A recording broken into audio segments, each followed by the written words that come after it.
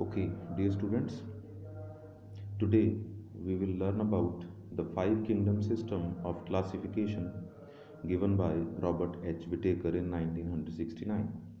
This system divides the entire living organisms on this earth into five big groups called as five kingdoms. And these five kingdoms are named uh,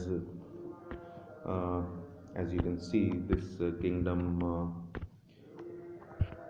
Monera, Kingdom Protista, Kingdom Fungi, Kingdom Plantae, and Kingdom Animalia. And we can see the basis of classification in this chart, but हम इसको धीरे धीरे करके एक एक करके समझेंगे इस वीडियो के अंदर कि विटेकर ने पूरे जो लिविंग ऑर्गेनिजम्स हैं उनको किस तरह से 5 किंगडम्स में डिवाइड किया है, क्या क्राइटेरिया रहा है उनका। तो स्टूडेंट्स, सबसे पहले जैसे आपको यहाँ पे अपनी स्क्रीन्स पे दिखाई दे रहा है, विटेकर ने क्या किया है कि जितने भी लिविंग ऑर्गेनिजम्स दुनिया में हैं उनको सिर्फ एक कैटेगरी के बेस पे दो हिस्सों में बांट दिया है, प्रोकैरियोट्स में और यूकैरियोट्स में। ठीक है, आपको पता है कि लिविंग ऑर्गेनिजम्स जो होते हैं अपने सेल टाइप्स के बेसिस पे ये डिफरेंट दो तरह के होते हैं। जिनके अंदर प्रॉपरली बना हुआ न्यूक्लियस होता है उनको हम यूकैरियोट्स कहते हैं, और जिनके अंदर प्रॉपरली बना हुआ न्यूक्लियस नहीं होता है उनको हम प्रोकैरियोट्स कहते हैं। तो विटेकर क्या कर रहे हैं कि उन्होंने पूरी दुनिया के ऑर्गेनिजम्स को पहले दो हिस्सों में बांट दिया, प्रोकैरियोट्स अलग कर लिए, यूकैरियोट्स अलग कर लिए। यूकैरियोट्स में जैसे आप यहाँ पे देख रहे हैं, ठीक है, कि ये स्ट्रक्चर हम देख रहे हैं, इनके अंदर प्रॉपरली बना हुआ जो न्यूक्लियस है वो नहीं होता है। ठीक है, तो यूकैरियोट्स को अलग करके प्रोकैरियोट्स की एक किंगडम बना दी गई, उसको नाम दिया गया किंगडम मोनेरा। तो स्टूडेंट्स, किंगडम मोनेरा के अंदर सारे प्रोकैरियोटिक ऑर्गेनिजम्स हैं। जो प्रोकैरियोट्स होते हैं वो यूनिसेलुलर होते हैं, माइक्रोस्कोपिक होते हैं, और इसमें आपके ये बैक्टीरिया, साइनोबैक्टीरिया, ठीक है, ये सारा कुछ आता है। इसके अंदर जितने भी प्रोकैरियोट्स हैं सबको सिर्फ एक किंगडम के अंदर डाला गया है, किंगडम मोनेरा के अंदर। और एक इम्पॉर्टेंट बात कि no importance is given to the mode of nutrition, reproduction, presence और absence of cell wall etcetera. ठीक है, जब मोनेरा में प्रोकैरियोट्स को डालते हैं तो सिर्फ इस बेसिस पे डालते हैं कि वो प्रोकैरियोट्स हैं, और कुछ भी नहीं देखा जाता है न्यूट्रिशन कैसी है, रिप्रोडक्शन कैसी है, सेल वॉल है या नहीं है, ऐसा कुछ भी नहीं देखा जाता। तो स्टूडेंट्स, अब किंगडम मोनेरा अलग करने के बाद यूकैरियोट्स बच जाते हैं। ठीक है, तो सिर्फ यूकैरियोट्स बच जाते हैं, मीन्स कि अब विटेकर के पास सिर्फ यूकैरियोट्स रह जाते हैं, क्योंकि प्रोकैरियोट्स को तो उन्होंने ऑलरेडी एक किंगडम में डाल दिया। तो अब वो यूकैरियोट्स में आगे चल के क्या करते हैं, उनके दो हिस्से करते हैं, unicellular eukaryotes and multi cellular eukaryotes. ठीक है, यूनिसेलुलर और मल्टी सेलुलर, इसको वो दो हिस्सों में बांट देते हैं। और फिर जो यूनिसेलुलर यूकैरियोट्स हैं उनको एक किंगडम दे दी जाती है, जिस किंगडम का नाम है किंगडम प्रोटिस्टा। तो किंगडम प्रोटिस्टा के अंदर स्टूडेंट्स प्रोटोजोआ हैं, जैसे अमीबा, पैरामीशियम होते हैं, बाकी बहुत से यूनिसेलुलर यूकैरियोट्स हैं, डाइटम्स हैं, डाइनोफ्लैजिलेट्स हैं। ठीक है, इसके अंदर भी ये जो है अलग अलग तरह के ऑर्गेनिजम्स हैं, न्यूट्रिशन के बेसिस पे, रिप्रोडक्शन के बेसिस पे, सेल वॉल है या नहीं है इसके बेसिस पे, लेकिन इनमें भी इन चीज़ों को बिल्कुल इग्नोर किया गया है। सिर्फ एक चीज़ कॉमन है कि ये प्रॉपरली बने हुए न्यूक्लियस वाले सेल हैं, यूकैरियोटिक सेल हैं, और सारे ऑर्गेनिज्म यूनिसेलुलर हैं।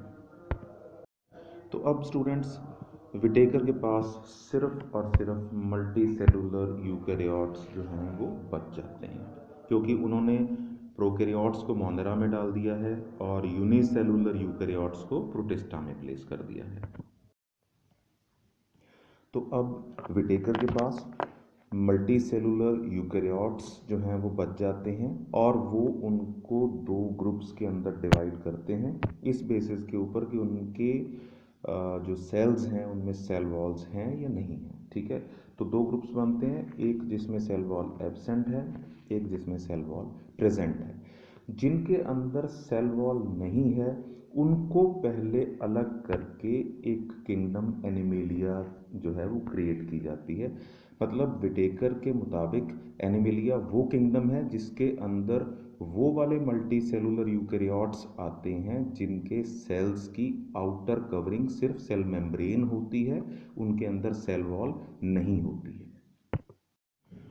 और एनिमल्स जो होते हैं वो सारे कंज्यूमर होते हैं, आपको पता है फूड चेन के अंदर, ठीक है। एनिमल्स जो होते हैं वो ब्रॉडली दो कैटेगरीज के होते हैं। इनवर्टिब्रेट्स होते हैं जिनमें वर्टिब्रल कॉलम नहीं होता है, रीढ़ की हड्डी नहीं होती है, और वर्टिब्रेट्स होते हैं जिनमें वर्टिब्रल कॉलम होता है। हम वर्टिब्रल कॉलम वाले ऑर्गेनिजम्स की, वर्टिब्रेट्स की एक एग्जांपल ह्यूमन बींग्स भी हैं।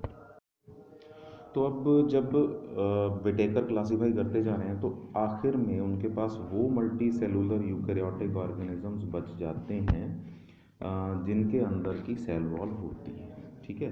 तो अब जिनमें सेल वॉल होती है उनके फर्दर दो ग्रुप बनाए गए, फोटोऑटोट्रॉफिक और हेटरोट्रॉफिक, ठीक है। जो अपना खाना खुद बना सकते हैं फोटोऑटोट्रॉफिक हैं, फोटोसिंथेटिक हैं, और जो हेटरोट्रॉफिक हैं। अब जो हेटरोट्रॉफिक हैं उनको उन्होंने प्लेस कर दिया है किंगडम फंजाई के अंदर, और उनमें एक और स्पेशलिटी भी है कि उनकी सेल वॉल जो होती है वो काइटिन से बनती है, सेलुलोज से नहीं बनती है, काइटिन से बनती है।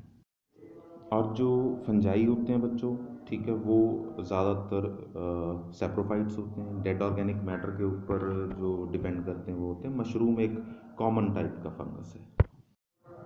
तो आखिर में जो मल्टी सेलुलर यूकैरियोट्स हैं वो बच जाते हैं जिनमें फोटोऑटोट्रॉफिक न्यूट्रिशन होता है, जो अपना खाना खुद बनाते हैं, ठीक है। उनको किंगडम प्लांटी में प्लेस कर दिया विटेकर ने। इनकी जो सेल वॉल होती है वो सेलुलोज की बनी होती है। तो प्लांटी के अंदर सभी सेल वॉल वाले ऑर्गेनिजम्स हैं जो फोटोऑटोट्रॉफिक हैं। उनमें एल्गी है, ब्रायोफाइट्स हैं, टेरिडोफाइट्स हैं, जिम्नोस्पर्म्स हैं, एंजियोस्पर्म्स हैं, ठीक है। ये सारे ग्रुप्स जो हैं वो प्लांट्स के कॉमन ग्रुप्स हैं। तो आइए बच्चों, इन दी एंड हम इस सारी चीज़ को समराइज़ करते हैं, ठीक है। तो इसमें सबसे पहले हम देखते हैं कि जो लिविंग ऑर्गेनिजम्स हैं उन सब को पहले विटेकर दो हिस्सों में डिवाइड करते हैं, ठीक है, प्रोकैरियोट्स में और यूकैरियोट्स में। उसके बाद प्रोकैरियोट्स जो हैं वो उनको एक अलग किंगडम दे दी जाती है, किंगडम मोनेरा। जो यूकैरियोट्स हैं उनको फिर दो कैटेगरीज में डिवाइड किया जाता है, यूनिसेलुलर और मल्टी सेलुलर। जो यूनिसेलुलर हैं उनको किंगडम दे दी जाती है प्रोटिस्टा, ठीक है। अब जो मल्टी सेलुलर यूकैरियोट्स हैं उनके फर्दर दो ग्रुप्स बनाए जाते हैं कि उनमें सेल वॉल है या उनमें सेल वॉल नहीं है। अब जिनमें सेल वॉल है, ठीक है, वो तो आगे फिर दो कैटेगरीज में आ गए कि वो अपना फूड कैसे बनाते हैं, फोटोऑटोट्रॉफिक हैं या हेटरोट्रॉफिक हैं। अगर फोटोऑटोट्रॉफिक हैं तो उनको किंगडम दे दी जाती है प्लांटी। अगर वो हेटरोट्रॉफिक हैं तो उनको किंगडम दे दी जाती है फंजाई। जो प्लांट की सेल वॉल है वो सेलुलोज की होती है, जो फंगस की सेल वॉल है वो काइटिन की होती है, और जिनमें सेल वॉल नहीं होती है वो वाले मल्टी सेलुलर यूकैरियोट्स जिनकी सेल वॉल नहीं होती है वो किंगडम एनिमेलिया के अंदर प्लेस किए जाते हैं। तो this is how Whitaker has classified the entire living world into 5 kingdoms. I hope you understand. Thank you so much.